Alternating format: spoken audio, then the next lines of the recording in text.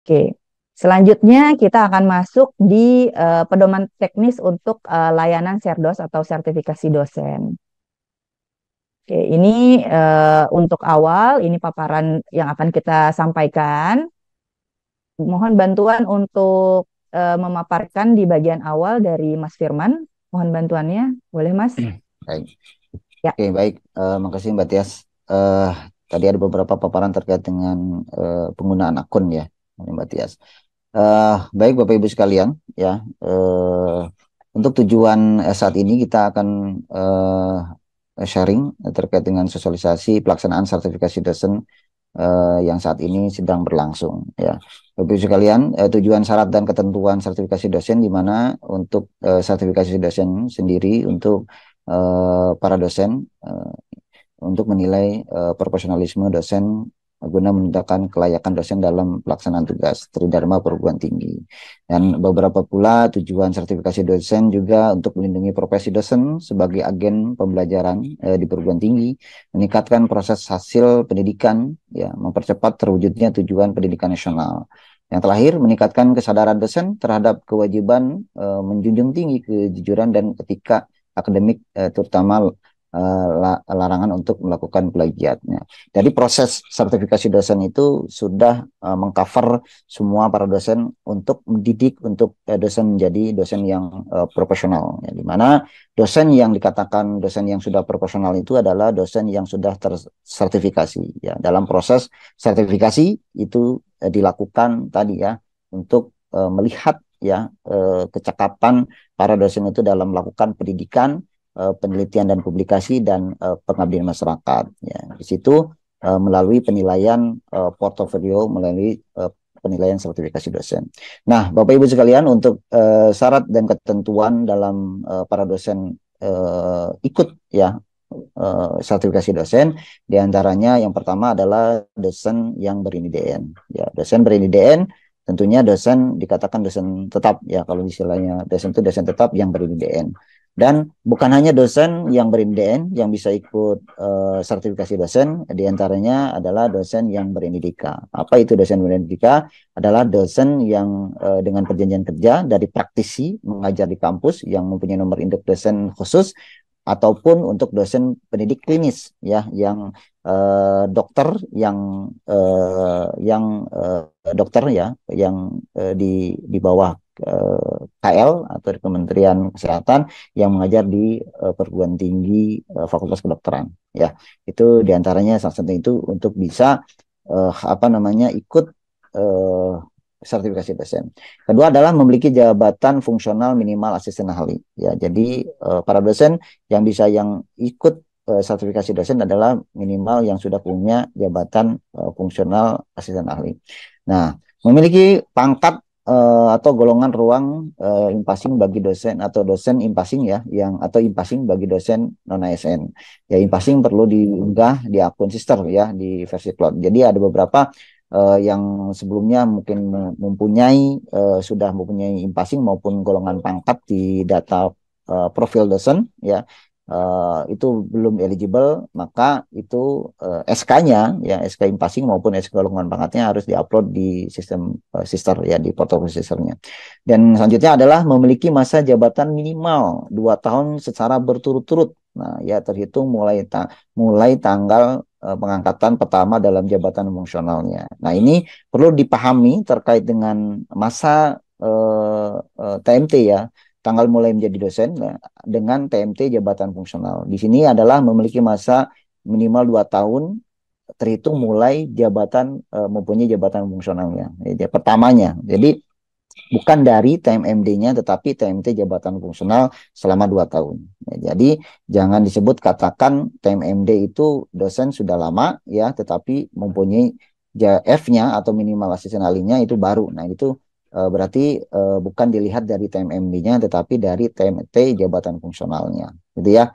Nah, yang pertama atau yang kedua ya, ketika jabatan fungsional itu sudah lektor tetapi belum serdos.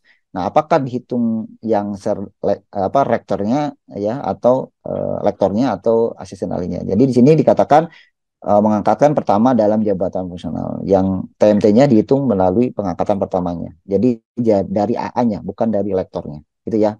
Oke, selanjutnya memenuhi beban kerja BKD selama 2 tahun secara berturut-turut. Nah, ini tentunya kenapa BKD itu penting ya. Jadi laporan BKD itu bukan hanya untuk para dosen yang sudah melakukan sertifikasi atau sudah mendapatkan sertifikasi, ya tentunya untuk tunjangan profesinya.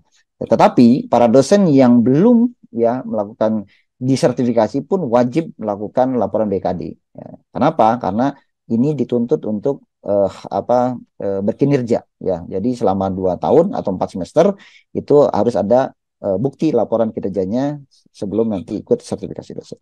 Gitu ya. Semenjak kapan? Semenjak tadi ya jabatan fungsionalnya sudah memenuhi. Gitu ya. Terus selanjutnya adalah memenuhi nilai ambang batas ya passing grade ya untuk tes TKBI. Yang selanjutnya adalah memenuhi ambang batas passing grade itu tes TKDA dan memiliki sertifikat program peningkatan keterampilan dasar atau pekerti atau AA. Nah, ini 3 hal yang tadi tes TKBI, ya TKDA atau pekerti itu ada di penyelenggara yang sudah ditetapkan oleh Dijendikti. Ya, jadi di luar itu ya itu tidak bisa menjadi persyaratan untuk sertifikasi dosen. Nah, tadi sudah saya sebutkan di awal bahwa penyelenggara TKBI, TKDA maupun pekerti AA sudah melaporkan secara periodik ya berdasarkan aktivitas penyelenggaraannya. Jadi para dosen yang sudah melakukan tadi untuk tes TKBI, TKDA maupun ikut pelatihan pekerti AA itu tinggal melihat saja ya hasil yang sudah dilaporkan oleh para penyelenggaranya. Gitu. Selanjutnya, Mbak Tisha. Oke, di sini ada peran dan terlibat dalam sertifikasi dosen. Ada beberapa peran yang terlibat dalam pelaksanaan sertifikasi dosen. Di antaranya adalah Direktorat Jenderal Pendidikan Tinggi Ristek ya yang bertugas menetapkan kuota nasional dosen calon peserta sertifikasi. Nah, kuota ya jadi kuota nasional. Jadi Bapak Ibu sekalian, teman-teman PTN, LLIT maupun PTKL di sini ada kuota terkait dengan pelaksanaan sertifikasi dosen. Nah, kuota itu untuk siapa? Ya kan? Untuk para dosen yang di bawah Kemendikbud Ristek ya, gitu ya. Jadi ada beberapa mungkin di sini yang hadir PTKL di luar Kemdikbud itu tidak masuk dalam kuota. Ya. Nah, apakah itu seperti apa keperlakuannya ini? Ya, jadi tetap ya, jadi berapapun banyak ya dari PTKL itu kita akan lakukan penilaian. Kecuali tadi yang dari di bawah dosen-dosen yang di bawah Kemdikbud. Jadi ada kuota nasional. Ya, saat ini kuota nasional yang kami punya dari kementerian itu adalah 7.000 dosen yang akan disertifikasi. Ya, setelah 7.000 ya tetap melakukan ikut penilaian. Nanti ada kebijakan terhadap bagi dosen yang yang sudah eligible tetapi belum ternilai misalkan ya. Nanti tetap akan dinilai di tahun berikutnya. Karena itu tadi dasarnya adalah kuota. Nah, kuota itu apakah dibagi-bagi ke semua PTN dan LLIT atau PTS? Tidak. Ya, ini para dosen jangan khawatir. Ya, siapapun yang ikut yang data dosennya sudah eligible itu berhak ikut sertifikasi dosennya. Tidak membagi-bagi terhadap kuota di beberapa PTN maupun LLIT. Gitu ya. Jadi bebas. Siapapun dosen yang eligible bisa ikut sertifikasi dosen. Oke, selanjutnya adalah panitia sertifikasi dosen PSD yang disebut PSD, di mana di sini ada beberapa PSD PTU dengan PSD PTPS. Ya, di beberapa PSD PTU adalah perguruan tinggi pengusul ya dari para dosen ya yang mengikuti. Jadi dosen yang ingin mengikuti itu adalah ada beberapa panitia di PSD PTU-nya yang nanti Bapak Ibu dikawal untuk proses penilaian di tahap T2-nya.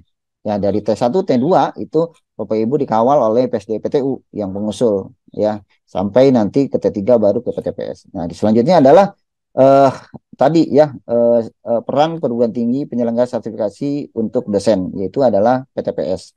Nah, peran PTPS sendiri adalah perguruan tinggi yang dipilih oleh kementerian ya tentunya yang untuk menilai para dosen yang ikut sertifikasi dosen. Di antaranya PTPS itu mempunyai para asesor ya yang dapat menilai Bapak Ibu dosen yang sebagai DIS berdasarkan nanti bidang ilmu yang akan dinilai portofolionya ya dari tahap T1, T2, T2 itu selesai, di tahap T3 itu akan dinilai oleh PTPS. ya. Oke, selanjutnya ada beberapa tadi layanan LDP atau fungsi LDP itu berkoordinasi dengan PSD dari PTU dan PTS di lingkungan wilayah masing-masing, melakukan sosialisasi ya prosedur dan proses berdasarkan buku panduan Serdos atau PO Serdos ya, melakukan validasi terhadap data dokumen DIS di wilayah masing-masing. Nah, ini adalah peran LDP untuk mempercepat proses ya para dosen untuk ikut sertifikasi dosen. Di antaranya tadi, di antara dari persyaratan itu kan perlu ada proses perlu yang divalidasi terkait dengan data-data yang kelengkapan untuk dosen ikut sertifikasi dosen. Nah, selanjutnya nanti tinggal berkoordinasi. Oke, selanjutnya adalah alur sertifikasi dosen. Nah, alur proses sertifikasi dosen tahun ini ya kita sudah di tahap gelombang kedua, Bapak Ibu sekalian. Di tahap gelombang kedua, di tahap satu ya ada periode 0 dan 1 sudah kita lakukan dan sekarang ini prosesnya sedang proses penilaian sertifikasi dosen di gelombang kedua. Ya, saat ini sedang proses ada di tahap T2-nya. Nah, kegiatan-kegiatan yang sudah kami informasikan di pertama kali adalah penarikan data dosen yang eligible yang periodenya 11 September kemarin ya kita ambil datanya. 11 September itu 11 apa ini ya 11.00 nanti pada saat nanti nginjak 12 itu tidak dapat ikut ya sebagai dosen yang DYS sebagai dosen yang disertifikasi. Jadi pada saat 11 September itu eligible, nah itu dosen-dosen itu yang dapat ikut ya sertifikasi dosennya. Nah, ini sudah dilakukan ya Bapak Ibu sekalian. Di luar tanggal ini berarti akan ikut di periode berikutnya. Seperti itu ya eligible-nya.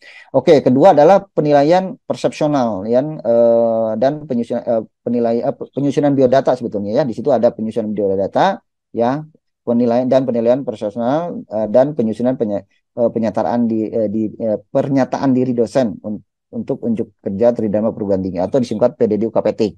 Ya, jadi di sini ada proses T2, di sini ada peran PSDPTU di mana para dosen akan mengisi biodata ya untuk dinilai oleh profesional oleh mahasiswa, teman sejawat dan pimpinan perguruan tinggi ya. Nah, itu PSDPTU berperan untuk membagi-bagi penilaiannya ya untuk dipantau bahwa penilaian itu berjalan dengan baik.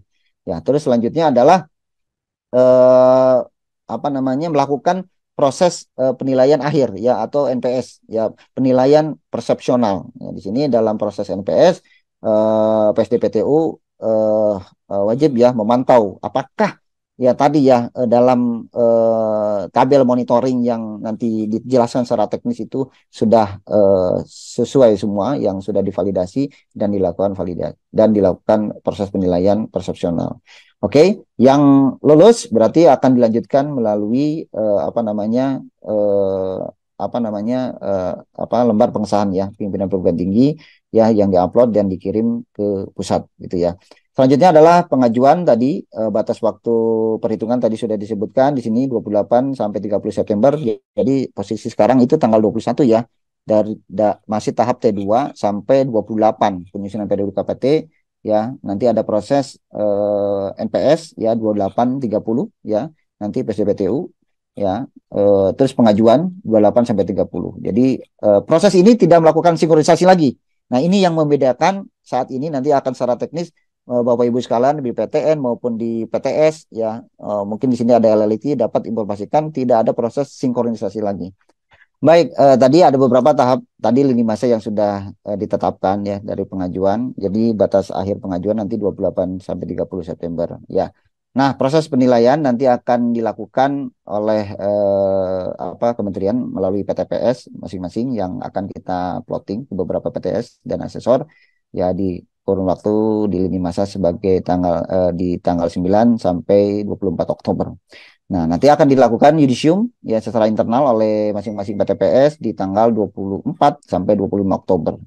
Nah, jadi secara keseluruhan akan diakhiri melalui yudisium nasional yang dilakukan oleh Kementerian Pendidikan dan Kebudayaan melalui Dirjen Dikti, Direktur Sumber Daya akan kita undang semua PTPS dan menetapkan bahwa yang lolos ya sebanyak yang diikut sertakan sebagai DYS yang dinilai oleh asesor di PTPS yang berapa yang lolos dan maupun yang berapa yang tidak kita akan tetapkan di tanggal 31 Oktober. Ya, mudah-mudahan ada periode lini masa yang sudah kita tetapkan sesuai dengan rencana dan tepat waktu ya berjalan dengan baik. Ya, itu aja dari saya. Ada lagi? Baik. Baik. Ya,